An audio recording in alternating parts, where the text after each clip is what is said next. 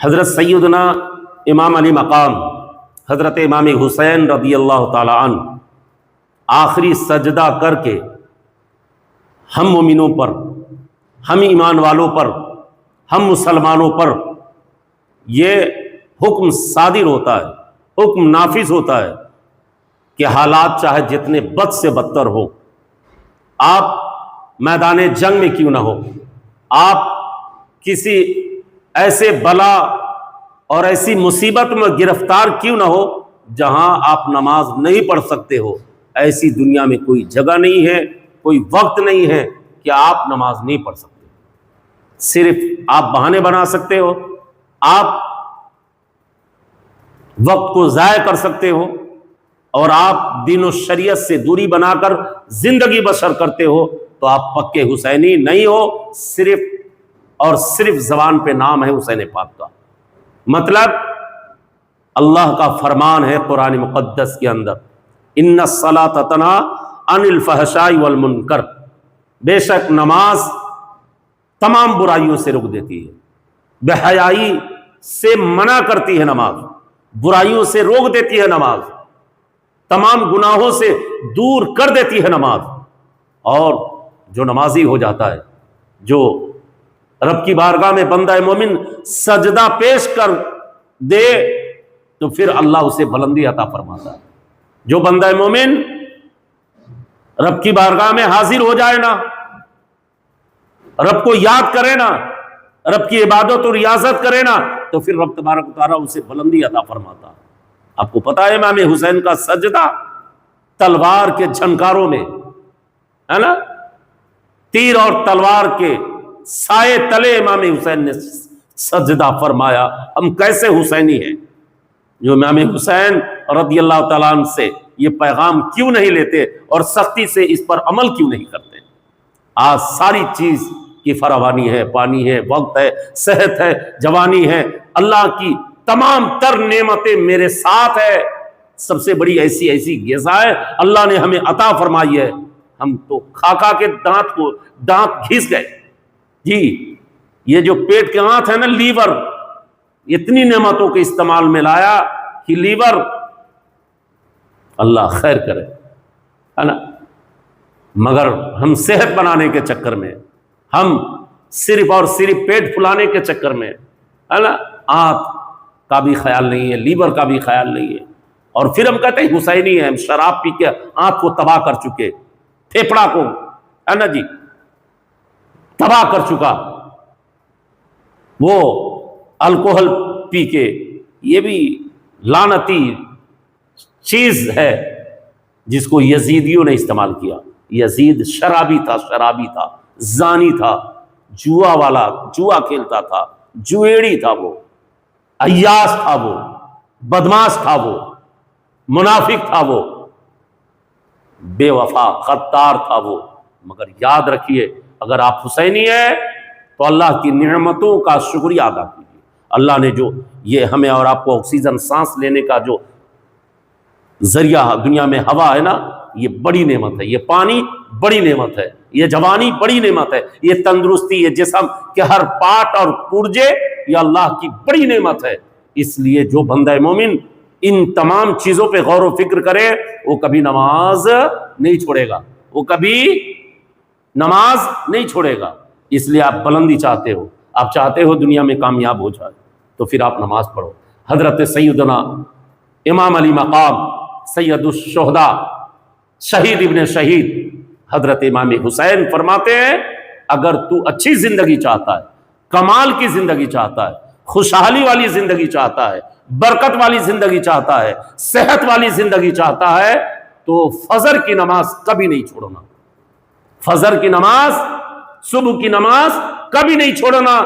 سیدنا حضرت امام حسین فرماتے جس نے فجر کی نماز جماعت سے پڑھ لی اس نے دنیا میں حکومت قائم کر لی، روحانیت کی دنیا میں بادشاہ ہو گیا وہ شخص جس نے فجر کی نماز جماعت سے پڑھی، پانچوں نماز تکبیر اولیٰ کے ساتھ پڑھے، وہ بندہ مومن اللہ کا خاص بندہ ہو جاتا ہے، اللہ کا محبوب بندہ ہو جاتا ہے۔ اس لیے یاد رکھو میرے پیارو۔ اور پھر تو آج تو حالات اتنے بدتر ہیں نا ہمارے نوجوانوں میں، یہ بیماری ہے نا، کہ ہم رات میں لیٹ سے سوتے ہیں اور صبح میں دیر سے اٹھتے ہیں، 9 بجے 8 بجے 7، جب سورج نکل آئے تب اٹھتے ہیں. تو پھر حضرت امام علی مقام حضرت امام حسین رضی اللہ تعالیٰ عنہ فرماتے ہیں تو پھر ہمیں چڑیوں سے سیکھنی چاہیے، پرندوں سے بھی عبرت لینی چاہیے. پرندوں کے لبوں پر بھی تلاوت جاگ جاتی ہے، صبح ہوتے ہی شہر ہوتے ہی شاخوں پر عبادت جاگ جاتی ہے.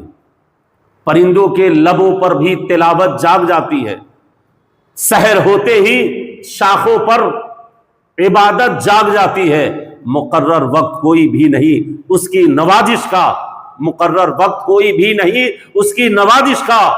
اسے جب بھی پکارو اس کی رحمت جاگ جاتی ہے، اسے جب بھی پکارو اس کی رحمت جاگ جاتی ہے. بندہ کہاں ہے؟ غفلت میں پڑا سو ہوا. حالانکہ مینارے سے آواز اٹھتی ہے، مسجد کے میناروں سے تمہیں آواز دی جاتی ہے، نیند سے بہتر نماز ہے. آ جاؤ کامیابی کی طرف، آ جاؤ فلاح کی طرف، آ جاؤ رب کی بارگاہ کی جانب. یہی رب ہے، خالق اکبر ہے، یہی رزاق ہے، یہی رحیم ہے، یہی کریم ہے. یہ وہ در ہے جس سے کوئی خالی واپس نہیں جاتا. اس لیے میرے پیارو، 5 وقت نماز با جماعت تکبیر اولا کے ساتھ ادا کرائیں. انشاءاللہ مولا آپ کی صحت بھی بحال رہے گی، رزق بھی اللہ رزق میں بے پناہ برکتیں عطا فرمائے گا، اور آپ کی آخرت بھی کامیاب، دنیا بھی کامیاب. صبح و شام آپ کامیابی کی ضمانت آپ کے لیے. کیوں؟ آپ اللہ کے مقرب اور چہیتے بندہ ہے جو عبادت اور ریاضت میں اپنا وقت صرف کیے ہوئے ہیں. اس لیے جھوٹ نہیں بولنا، چوری نہیں کرنا، تاڑی شراب کے قریب نہیں جانا. کہ اگر کامیابی چاہیے تو ایک ہی راستہ ہے رب کی رضا پانے کے لیے کہ نمازوں کی پابندی کیجیے. جی، نمازوں کی پابندی کیجیے. وہ بندہ بڑا مقبول ہے رب کی بارگاہ کا جو بندہ 5 وقت نماز پڑھتا ہے. جی، وہ بندہ رب کی بارگاہ کا بڑا معتبر بندہ ہو جاتا ہے جو دین و شریعت پر عمل کرتا ہے اور پھر سختی کے ساتھ عمل کر کے دنیا کو پیغام محبت دیتا ہے. ہم کسی کے ستائے نہیں، کسی کے دلوں کو ٹھیس نہ پہنچائیں، کسی کو تکلیف نہ دیں. یہ مومن کامل کی پہچان ہے. یہ اللہ کے نیک بندے لوگ ہیں جو صبر کر لیں. اگر پریشانی ہو نا صبر کر لیں. یہ بھی کربلا سے ہمیں پیغام ملتا ہے کہ صبر کرنا سیکھیں آپ. اس لیے صبر کرنے والوں کے ساتھ اللہ، اس سے بڑی بات کیا ہو سکتی ہے؟ صبر کرنے والوں کے ساتھ اللہ ہے. تو اس لیے آپ چاہتے ہو کہ میں رب کے دربار میں حاضر ہو جاؤں، رب کو اپنی عبادت و ریاضت سے راضی کر لوں اور رب کی رضا میرے حصے میں آ جائے، تو پھر آپ کا مقدر بہت بلند و بالا ہوگا. جی یاد رکھیں، اور وقت ہونے پر یاد رکھیں، دنیا کے تمام کاموں کو چھوڑیں اور اپنا رشتہ رب سے جوڑیں، رب کی عبادت کریں، رب کو یاد رکھیں. بلندی چاہیے، کامیابی چاہیے، جو چیز چاہیے رب کی دربار عام لوگوں کے لیے کھلا ہے. کوئی تالا نہیں، کوئی چابی نہیں کہ صرف بھگا دیے جاؤ گے، فیس لیے جائیں گے، تمہیں ذلیل و رسوا کیا جائے گا. ایسا کچھ بھی نہیں ہے. آ جاؤ رب کی بارگاہ میں اپنی باتیں رکھو، اپنی دل کی بات اپنے رب کے حوالے کر دو. اس سے بڑی بات کچھ نہیں ہو سکتی ہے. اس لیے خدا رازق ہے، رزق دیتا ہے ہر کیڑے کو پتھر میں. سن لے تو جو رہتا ہے رات دن روزی کے چکر میں، اڑانے بھر ہوا میں یا گوتے لگا سمندر میں، ملے گا اتنا ہی جتنا لکھا تیرے مقدر میں. بس رب کو راضی کر لو تاکہ اس رزق میں اللہ برکت عطا فرما دے. رب کو راضی کر لو، وقت پہ نماز پڑھو، رب کی رضا تیرے حصے میں. قرآن کی تلاوت کرو، رب کی رضا تیرے حصے میں. بزرگوں کی خدمت کرو، رب کی رضا تیرے حصے میں. بچوں پہ شفقت کرو، رب کی رضا تیرے حصے میں. والدین کی عظمت، والدین کی خدمت، والدین کی دعائیں لو، رب کی رضا تیرے حصے میں.